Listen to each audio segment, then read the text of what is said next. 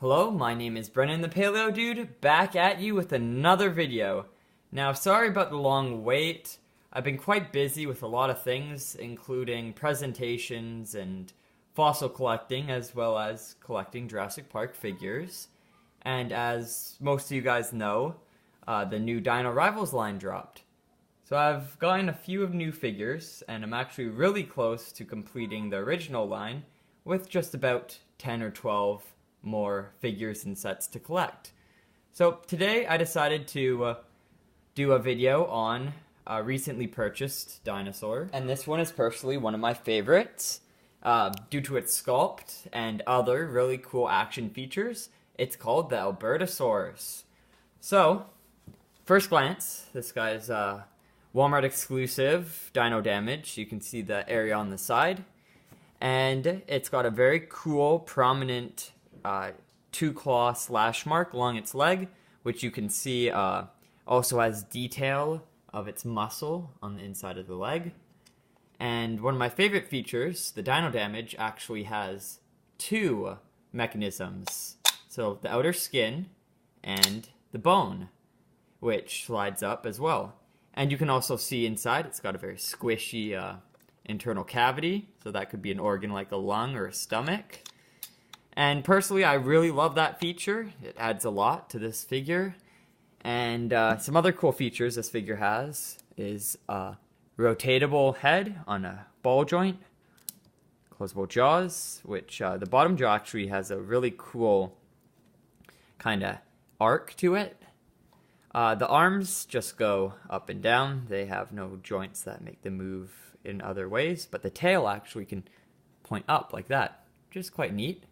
So you can kind of position it into a classic standing T-Rex-like position. Now this guy is actually a younger relative of Tyrannosaurus rex. It's in the Tyrannosaur family tree.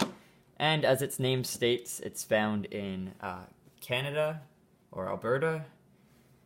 And this figure is relatively well scaled to the human action figures. As you can see, there's Owen in comparison to it. And it scales up well with the Carnotaurus. It's actually slightly smaller. Carnotaurus is a little bit longer than the Albertosaurus. And a little bit taller. And it's actually larger than Dinorivals. It's larger than the Herrerasaurus. So just slightly longer and slightly taller than Allosaurus, baryonyx, and others. See?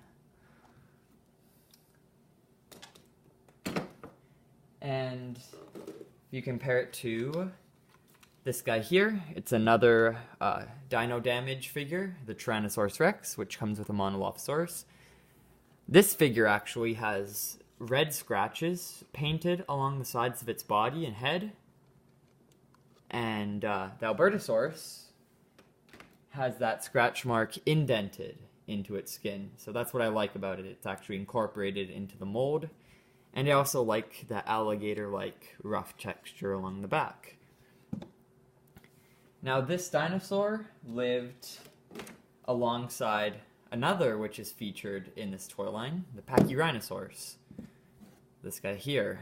Well, the packaging says Sinoceratops, but we all know it's Pachyrhino. So it scales up really well in size to the Albertosaurus. And I also found out the Albertosaurus is exactly the same size as a young Tyrannosaurus from Jurassic Park 1993 line. So let's see.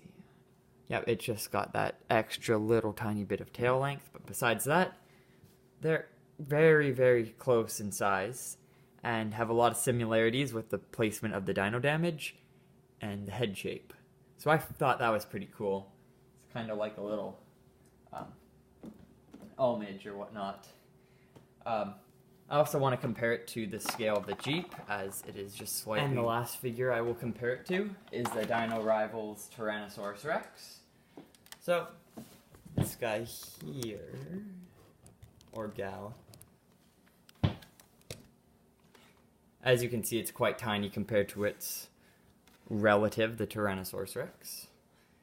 And that concludes this video on the Albertosaurus, and I will hopefully be making more on the battle damage line in the future. And thank you for watching. Also, if you would like, check out my Instagram at Brennan the Paleo Dude, and I'll see you next time.